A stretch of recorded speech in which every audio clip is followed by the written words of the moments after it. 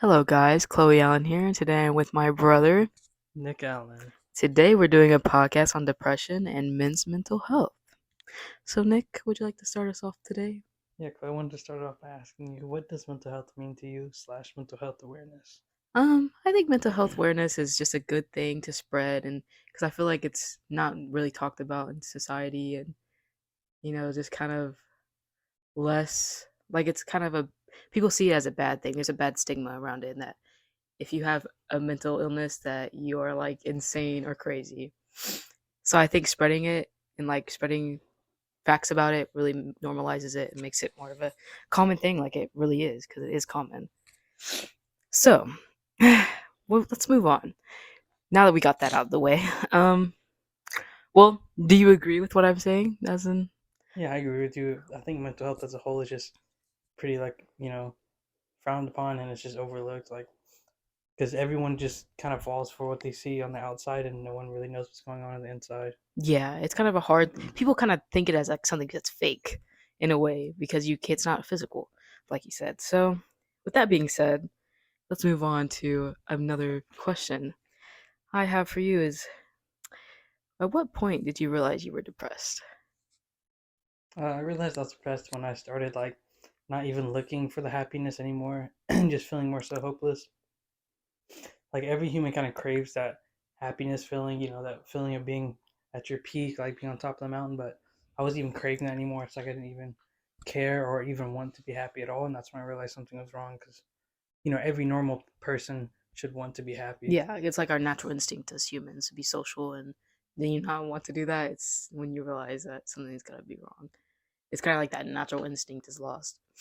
But I get what you're feeling. Like you just kind of want to stay sad, and it's obviously not healthy to do that. But that constant, it's kind of scary in a way that Yeah, you you're like know, making it harder on yourself too yeah, you by just just want to, choosing to be a sad boy and sit there in your room. yeah, especially yeah. Um, with that being said, so how has it affected your life personally? It's affected my life in numerous ways, such as with my family. Since I was with my family, I got cold and distant because I was just too depressed and was stuck in my head too much. And then I realized that really it's the corniest, but the best thing you can do is socialize, be a social butterfly, and talk to everyone you can. Because during those little conversations, your mind is not thinking about anything but, what that person has to say and what you Yeah, have to say. You're not thinking about what's going on the inside. And I think surrounding yourself with people that you love is the best thing you could possibly do. absolutely. I feel like it's hard, like especially when you're trying to work at the same time. Because I mean, I've never worked a job before, but I can only imagine like going to school and like putting on that, like almost painting a face on you that you're okay, because you don't want people to know that you're sad. Like, because it's people make it embarrassing. Like we're talking about that's the stigma around it is that Yeah, because it's insanity. I literally work and I work retail and I've always worked retail, so I'm having to deal with customers all day, putting on this smiley face, trying to make it seem like I'm the happiest freaking customer there is, Yeah, happiest clerk there is. absolutely. So, um, I know this is a subject that is kind of hard to talk about, but so I know you had recently ended a relationship. Could you dive into how that affected your mental health? Maybe even during the relationship, how that affected you, or Yeah, so I think during the relationship I was just way too dependent on someone else for my own health, which is just never a good thing, and I truly do believe. absolutely, I always thought it was corny, but I truly do believe it's the truth that you have to love yourself in order to love someone else. completely agree. And I went into that relationship, hating myself, honestly being at an all time low with myself, which was honestly the worst, you know, uh, stage I could be in for a relationship. Yeah, because you don't want to dump that onto someone else, and it's like you're trying to hide it, but you can't. And then I got way too attached, mentally, physically. And then honestly, the breakup has helped me a lot. And I think it's corny, but I'm at the happiest I've ever been in my life. I'm feeling a lot happier because I'm back with my family, surrounding myself with people I love, and realizing that, I'm a great person and I can learn to just live with just myself, love being around me, learn to make myself happy. So then I will never need that other person to make me happy or Absolutely. be dependent on someone else for my own sake. Do you think like at the first time like you actually broke up, was that kind of hard onto your depression? Like, did it kind of like It definitely shattered it because it's like, that's, you're used to it? yeah, it's Yeah. like that's everything that, as a person with depression, you fear that abandonment, someone leaving, Yeah. whatever. But obviously, it was tough and it sucked. But I think my situation was no different from anyone else's who got out of a long distance relationship. Same amount of pain, just maybe a little more mentally, but it Yeah. wasn't a huge difference compared to what I was already going Yeah. through. I think you just have to realize that things happen for a reason, and you're here. It's good that you've gotten to reconnect with your family, and it's sad, but you've brought some good out of it, and that's good to see that you're able to kind of almost counteract the depression, which is a good thing, which leads us into coping mechanisms.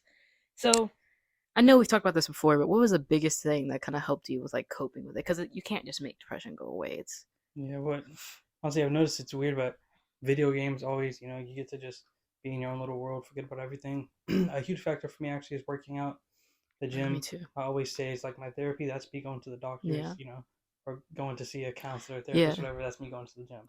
yeah.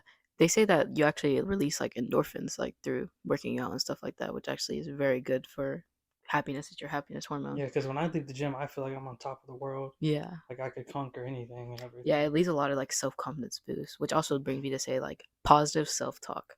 Getting up every day and telling yourself that you can do it does a lot, and it sounds. If you're listening to this and you have depression, like it sounds like a stupid thing to You're do. like, oh, everyone says that, and you know why?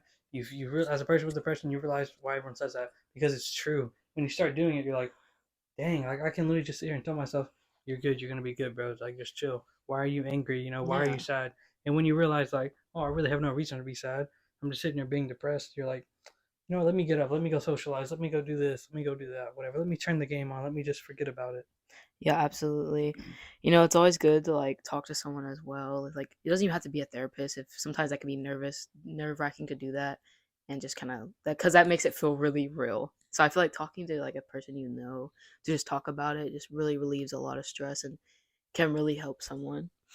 So as a man, do you feel like there's a stigma around mental health? I think the biggest thing for men's mental health is just, we got to speak more. And I mean, that goes without saying, as a man, you kind of have just a stereotype of like, oh, I can't do that. That makes me look weak, like Yeah, that kind of that like strong man mentality. grow some like like be a man, just man up. But it's like, like a great UFC fighter said in one of his post fight interviews after he had just beat this guy. He said Nice. because he dedicated that fight to his friend who had just killed himself right before that fight. Hmm. And he said, I'd way rather my friend come and cry on my shoulder than me cry while I'm carrying his casket. Yeah. And that's the truth. People think that when I go to if as a man, I think when I go to my friend and I tell them my health problems, they're going to be like, boo hoo, look at you being a baby, be a man. In reality, that's not true at all. A real friend would be more than happy to hear that from you and be glad that you didn't, go to the extreme and do something you regret. Instead, you chose the right thing, the hardest thing to do. You got help and you Yeah. talked to somebody and reached out. Yeah. And I feel like as a man, like they don't expect men to be like emotional creatures, like because women are supposed to be more emotionally like driven.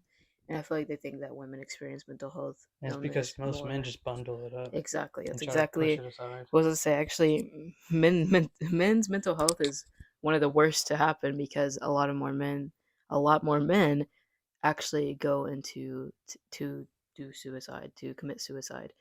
It's actually, I looked it up, 6 million males per year experience depression, and nearly 80% commit suicide, which is 4 times the rate of women. And that's crazy, like, because we only really address women when we talk about mental health and, like, postpartum depression and all that stuff. But, when men are really the ones taking their lives. Um, like we said, it kind of goes back to traditional gender roles and how like men are supposed to be, keeper of the house, a man head of the house, but Strong, yeah, strong mental, strong strong. physical, Yeah, no don't signs of don't be weakness driven by whatsoever. emotion. Yeah, exactly. And like when they finally get the chance to speak up, it's all just man up, man. Come Yeah, on, it's like like boo hoo, stop why are being you a crying? baby. Like, Yeah. okay. And it's like 1 in 10 men have depression, but less than half seek treatment. And treatment doesn't even have to be therapist or anything, just talking about it. And that's, Just trying. yeah. Um, Back to suicide. That's a big thing about mental health. You don't want someone. Mental health drives a lot of suicide, Yeah. obviously, and suicide is more likely in these men with the severe depression, and it's like, we want to save them. Like, this is it's definitely a crisis right now. Like, we have all these people suffering with this stuff, and men actually use harsher methods to cause death. That's why their suicides actually carry out like guns, knives and They go physical to the harm, and extreme. that really are going to kill you. So they also show like fewer warning signs and the symptoms in men, which is interesting, is different than in women because men have like escapist behavior, like work, work, work, work all the time, doing something to get their mind off of it. Violence, controlling behavior, men often do that more. Alcohol or drugs, misuse of it, abuse of it, risky behavior, driving unsafe, all that kind of stuff. Inappropriate anger. This is all signs of men having depression, but I feel like often we link that to a society as just a strong male or like a not controlling male, but just like I said, a strong male. And it's weird because that's really a sign of depression in them. Like the stigma, oh, he's just making money. That's why he's at work all the time. No, he's probably depressed. Yeah, I guess another thing just to touch back on the coping mechanisms that I forgot to say was working out. That's why I like to always work. If I'm not at the gym, I'm working. Whatever, because I like to stay busy. That's something you really got to do. hmm Yeah, the worst thing you can do, and I did it for so long, and that's when I was at my worst, was just sit in your room, by yourself and not do anything. Kind of trap yourself in there with your thoughts. You got to get out there. That's why I try to work as much as I can, go to the gym as much as I can, go out as much as I can. I try to just keep myself busy, so I'm always happy, always Doing keeping my mind something off of it. as long as it makes you happy.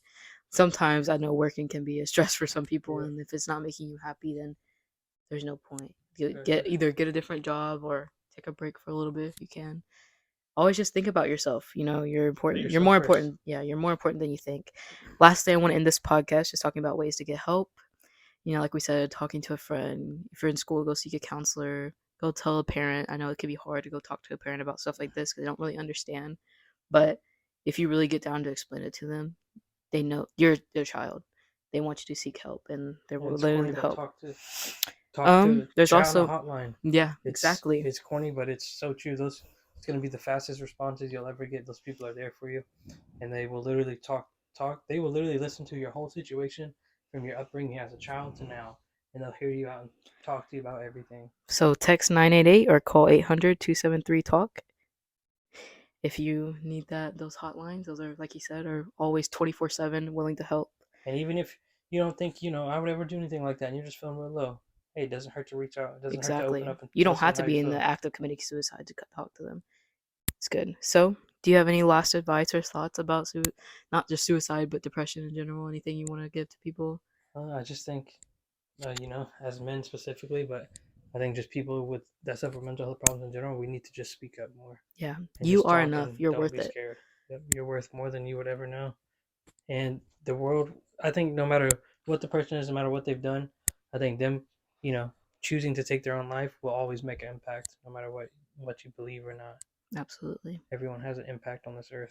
Exactly. No matter how little you think you are something in someone else's life. So, Someone would miss you. stay. Always remember that. Stay around. Well, thank you guys for listening. Talk to you later. Bye. Peace.